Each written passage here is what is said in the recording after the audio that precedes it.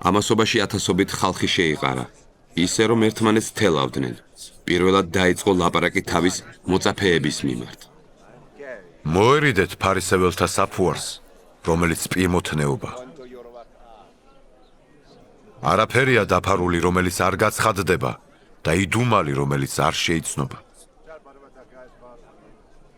ამიტომ რაც ბნელში გითქვამთ, ნათელში მოისმენენ და რაც ყურში იჩურჩულეთ, ოთახებში ერდობანზე გახმაურდება. გეუბნებით თქვენ, ჩემო მეგობრებო, ნუ გეშინიათ მათი, ვინც სხეულს აკლავს და ამის მეტის არაფრის გაკეთება არ შეუძლია. მაგრამ გაჩვენებთ, ვისი უნდა გეშინოდეთ. გეშინოდეთ მისი, ვისაც მოკვლის შემდეგ აქვს ხელმწიფება გეენაში ჩაგდებისა. აჰა, გეუბნებით, მისი გეშინოდეთ.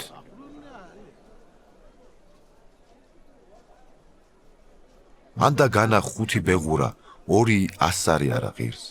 და არც ერთი მათგანი დავიწყებული არ არის ღვთის წინაშე. თქვენს თავზე კი თმებიც დათვლილია, ხო და ნუ გეშინიათ. თქვენ ბევრ ბეღურაზე უკეთესნი ხართ.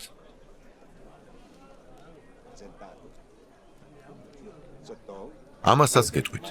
ყველას, ვინც მე მაღიარებს ადამიანთა წინაშე, კაცის ძეც აღიარებს ღვთის ანგელოზთა წინაშე. ხოლო ვინც უარმყოფს ადამიანთა წინაშე, ისიც უარყოფილი იქნება ღვთის ანგელოზთა წინაშე. ყველას, ვინც სიტყვის სიტყვას კაცის ძის წინააღმდეგ მიეტევება, მაგრამ სული წმინდის წინააღმდეგ გმობა არ მიეტევება. როცა შეგიყვანენ სინაგოგებში მთავართა და ხელისუფალთა წინაშე, ნუ იზრუნებთ იმაზე, როგორ ან რა უპასუხოთ, ან რა ილაპარაკოთ. ვინაიდან სული წმინდა გასწავლით მაშინ, რაც უნდა ილაპარაკოთ. ხალხიდან ვიღაცამ უთხრა მას. მოძღვარო, უთხარი ჩემ ძმას, რომ გამიყოს მემკვიდრეობა. მან კი უთხრა. ადამიანო, ვინ დამაყენა თქვენს მსაჯულად ან გამყოფად? მათ უთხრა. დაუკვირდით და დაიცავით თავი ყოველი ანგარებისაგან, ვინაიდან ადამიანის სიცოცხლე მისი ქონების სიუხვეზე როდია დამოკიდებული.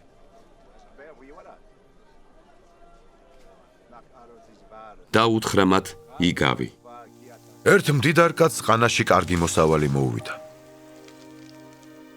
იფიქრა თავისთვის, რა ვქნა, არაფერი მაბადია, რომ სადმე დავაბინაო ჩემი მოსავალი.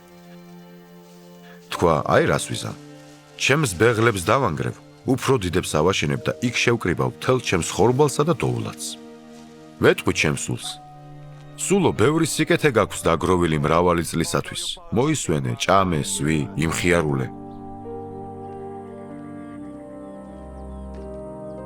მაგრამ ღმერთმა უთხრა მას, უგუნურო, ამაღამ სულს მოგთხოვენ და რაც დაიმზადე, ვიღას დარჩება. ისიც ასევეა, ვინც თავისთვის იუნჯებს და ღმერთში არ მდიდრდება.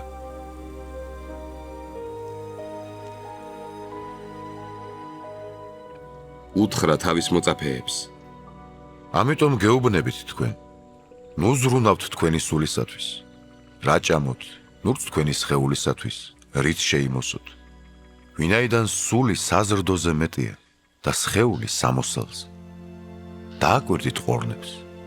ისინი არც თესავენ, არც მკიან, არც ბეღელი აქვთ და არც საწყობ.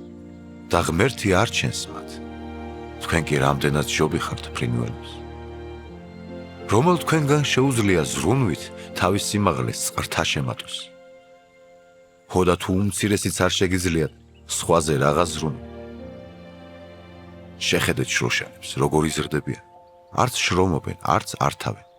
მაგრამ გეუბნებით თქვენ, რომ სოლომონიც კი მთელი თავისი დიდებით არ შემოსილა ისე, როგორც ერთი ამათგან. თუ კი ველის ბალახს, რომელიც დღეს არის ხვალ კითონეში ჩაიყრება, ღმერთი ამგვარად მოსავს, თქვენ უფრო მეტად არ შეგმოსავთ მცირედ მორწმუნე. თქვენც ნუ ეძებთ, რა ჭამოთ და რა სვათ და ნუ შფოთავთ.